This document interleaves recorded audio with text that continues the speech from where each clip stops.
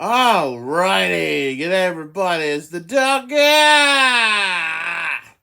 It is now time for the next installment of the AC/DC album review series. And today is the 15th anniversary of the release of today's subject, which is, of course, Black Ice. The first album in a 7-year gap between this and its predecessor, Stiff Upper Lip. Can't believe it's been 15 years. I mean, I was 15. I only just turned 15 when the album came out back in 2008. I distinctly remember my mum picking up my copy of the album from the now defunct Wow Sight and Sound out at a little place called Buranda, which closed down about 10 or 11 years ago now when they went out of business. This is not only the longest album in the band's back catalogue with 15 songs, but is also the last to feature Malcolm Young on rhythm guitar. He would leave the band in 2014 due to his dementia and other health issues. So let's begin. We've got Rock and Roll Train as the first single and also the opener of the album. I remember Triple M screwing up the premiere of the song.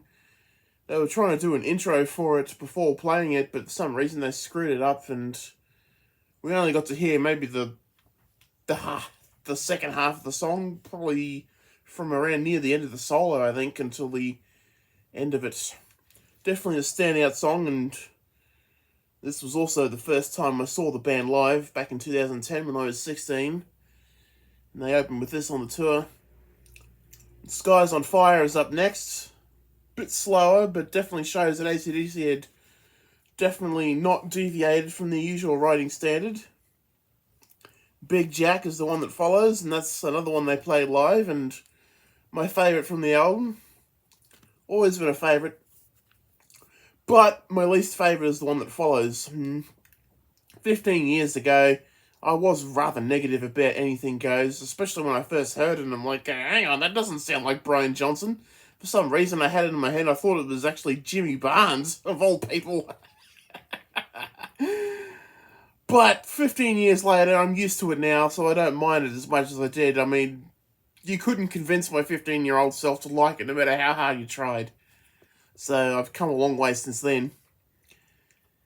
War Machine is also the next song on the album, another good one. This one also played live, as was Big Jack, and Anything Goes as well. And Smash and Grab, this one's another slower one. Bit heavier, but it's also probably one of the more cheekier lyrics in my opinion. At least I think it is anyway. Spoiling for a Fight, that's the 7th song on the album. This one I think should have been played live. This one's got probably one of the best riffs they had up to this point in my opinion. Nice chorus.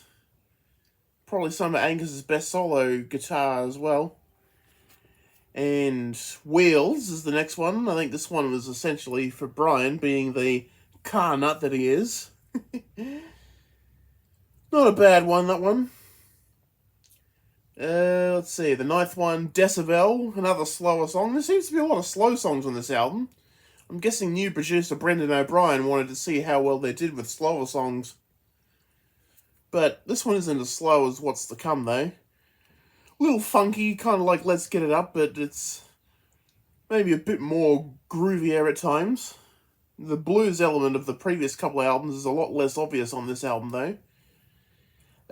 Stormy Mayday is the next one. This is the first and only time we hear Angus playing a slide.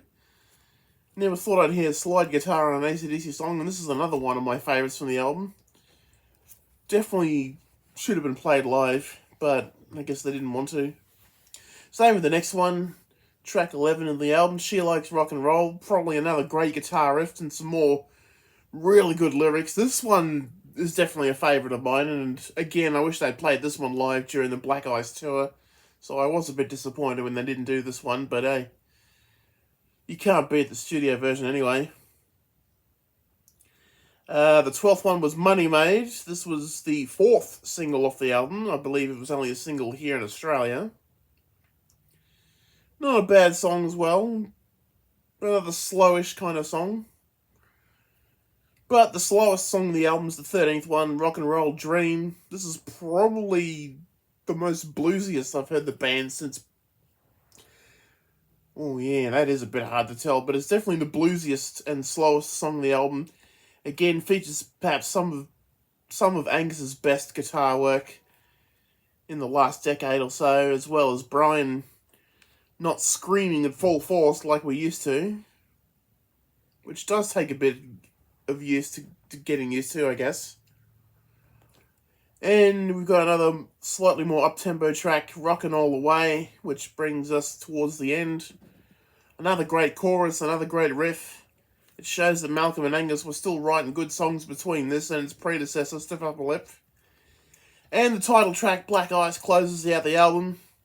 Also played live. Another great riff.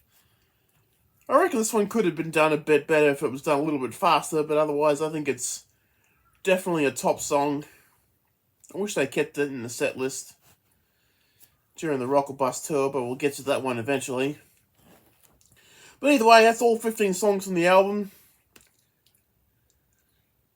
Pretty hard to pick what ranking I would give it, but I think I might give it an 8.5 out of 10. I mean, 15 years on, it still rocks as hard as it ever did. I mean, this is, of course, the red version of the cover. There was also a yellow, white, and blue version.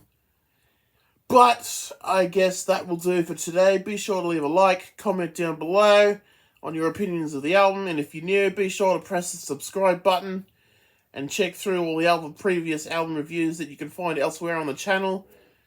We won't be doing Iron Man 2 next time. We're going to skip that and go to Live at River Plate. But until next time, this is the Doga saying have a wonderful day, everybody. And I shall see you again.